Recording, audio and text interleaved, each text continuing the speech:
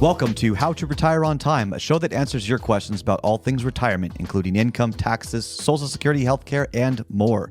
This show is an extension of the book, How to Retire on Time, which you can grab today on Amazon or by going to www.howtoretireontime.com. My name is Mike Decker. I'm the author of the book, How to Retire on Time, but I'm also a licensed financial advisor, insurance agent, and tax professional, which means when it comes to financial topics, well, we can pretty much cover it all. Now, that said, please remember this is just a show. Everything you hear should be considered informational, as in not financial advice.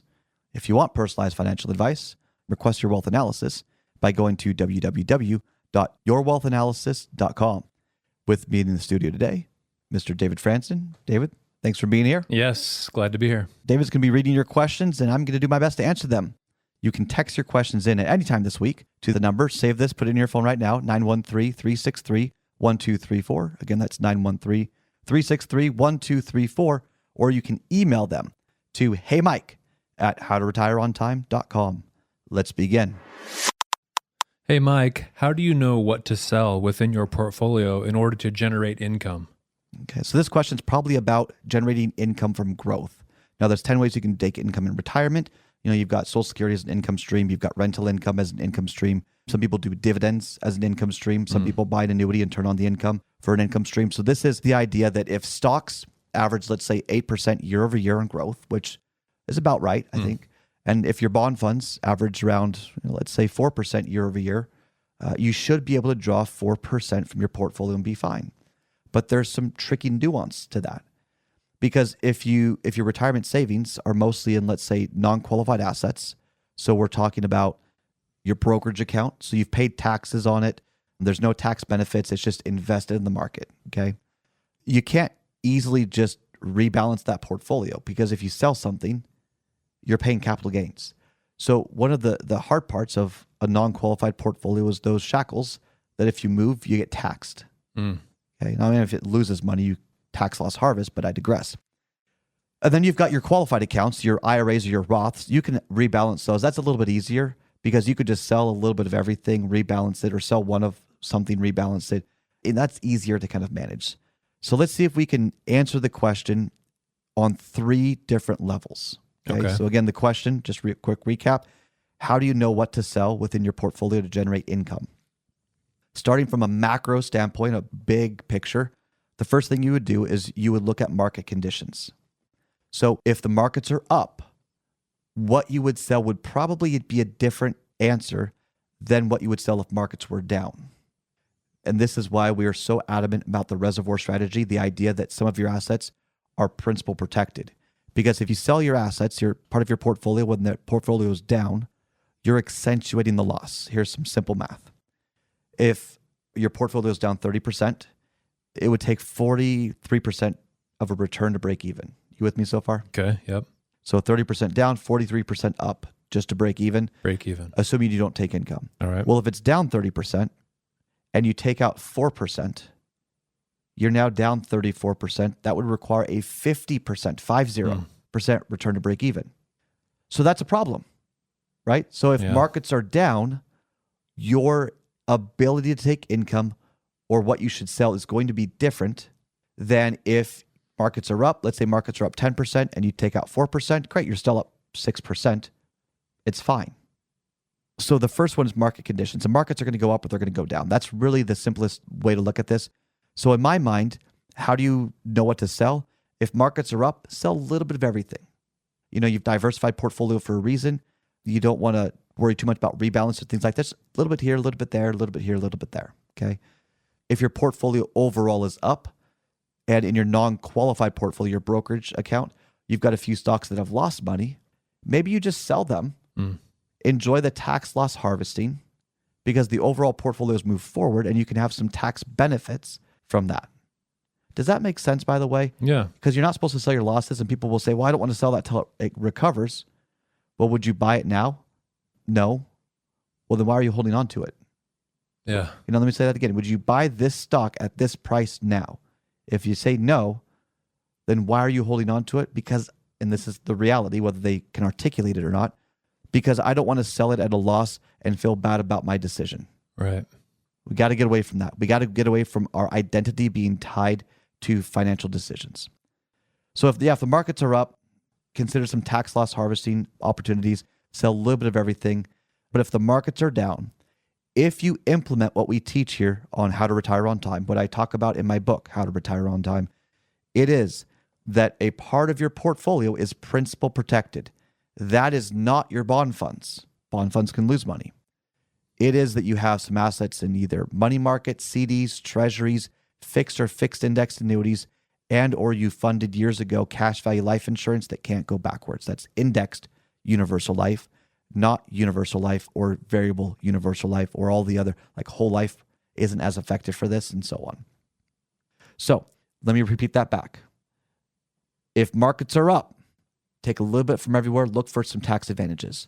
If markets are down, you draw income from your reservoir because you do not accentuate your losses, allowing your other accounts a better chance to recover. Now, it's easy to say, it's very difficult to implement, which is why we run these analyses for free. We used to charge for them.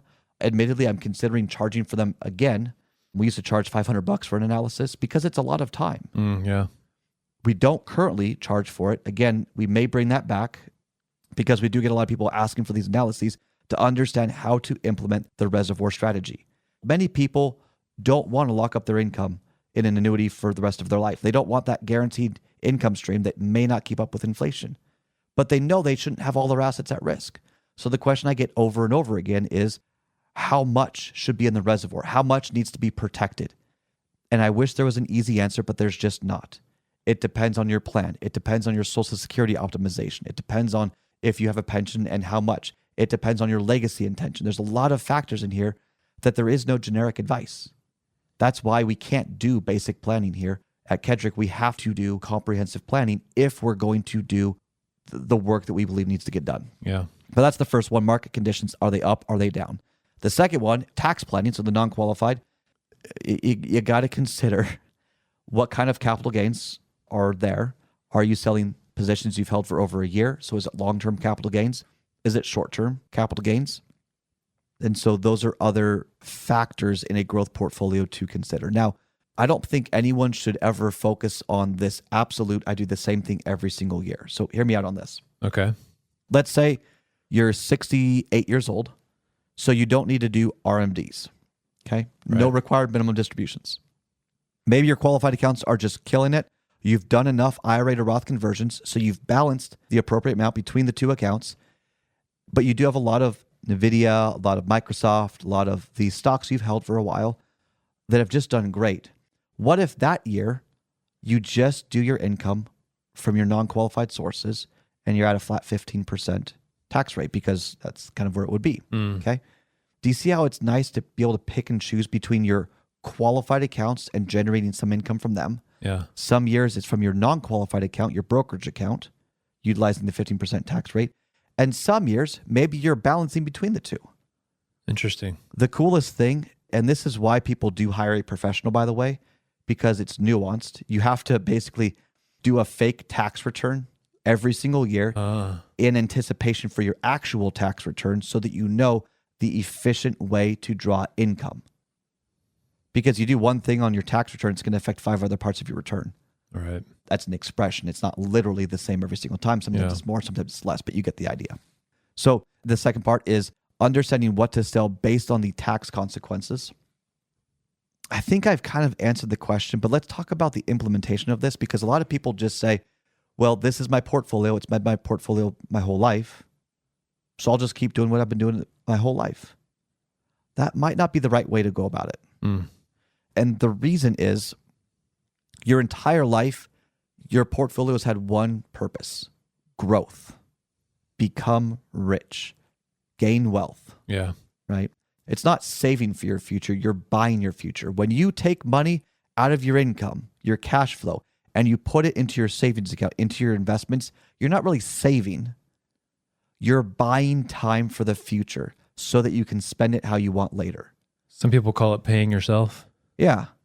I love that. Yeah. Yeah. Yeah. If you want a good book, you Richest Man in Babylon, love that book. One of the principles is to pay yourself by saving. So anyway, but you need to also understand that one portfolio can't solve all of your problems. So we call it the rule of diversification. People say broad diversification, buy a little bit of everything. That's investment ambiguity. I think that's more reactive than proactive.